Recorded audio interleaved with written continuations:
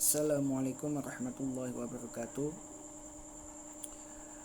Bismillahirrahmanirrahim. Allahumma salli wa sallim ala sayyidina Muhammadin nuri dzati wa sirri fi syaril asma'i wa syifati wa ala alihi wa sahbihi wa barik wa sallim. Yang terhormat kepada dosen kami, guru kami, Ustadz Habib Al-Ansori selaku dosen metodologi studi Islam, dan tidak lupa kepada teman-teman yang saya hormati dan saya cintai. Izinkan pada kesempatan kali ini saya akan menjelaskan tentang studi Islam yang dimulai dari studi Islam normatif dan historis yang akan memiliki berbagai cabang kajian ilmu. Baik, langsung saja.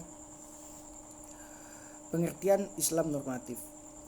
Nah, normatif dalam bahasa Inggris norm, yang artinya norma, ajaran, acuan, ketentuan tentang masalah yang baik dan buruk, yang boleh dilakukan dan yang tidak boleh dilakukan.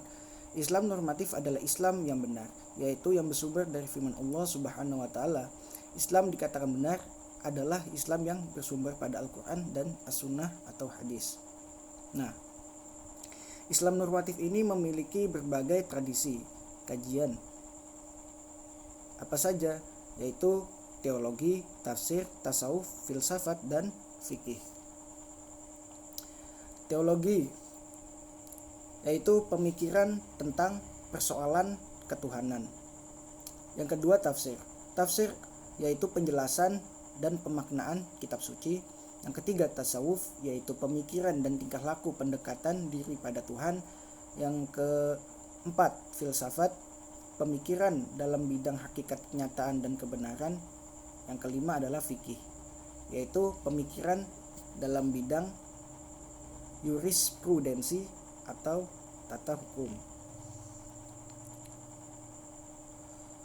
Nah, masuk ke pengertian Islam historis. Historis dalam Kamus Besar Bahasa Indonesia bermakna sejarah kejadian yang ada hubungannya dengan masa lampau. Islam historis adalah Islam yang dianut dan yang dipraktekkan kaum muslim di seluruh dunia mulai dari masa Rasulullah SAW hingga saat ini.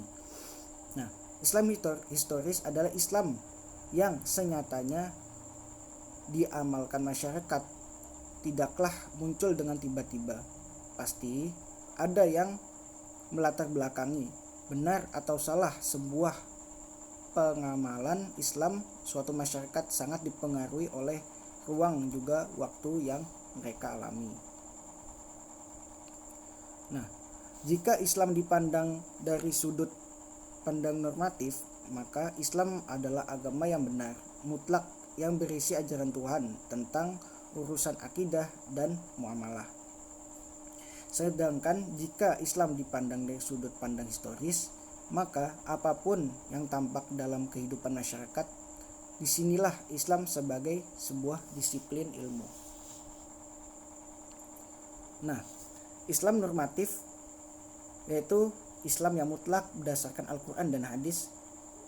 Islam historis adalah Islam yang sangat beragam. Nah, di sini kajian Islam historis melahirkan tradisi atau disiplin studi empiris, antara lain yang pertama, antropologi agama. Nah, apa itu? Yaitu pemahaman tingkah laku manusia beragama yang berhubungan dengan kebudayaan. Yang kedua, sosiologi agama, yaitu pemahaman sistem relasi sosial masyarakat yang berhubungan dengan agama.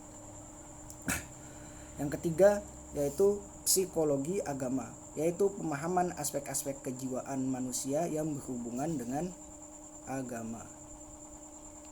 Nah, dari penjelasan di atas dapat ditegaskan syariah sebagai teks asli mempunyai karakter mutlak, tidak berubah-ubah, sementara fikih sebagai hasil pemahaman terhadap Al-Quran dan As-Sunnah bersifat relatif, bisa berubah sesuai dengan perubahan konteks zaman, konteks sosial, konteks tempat, dan konteks lainnya.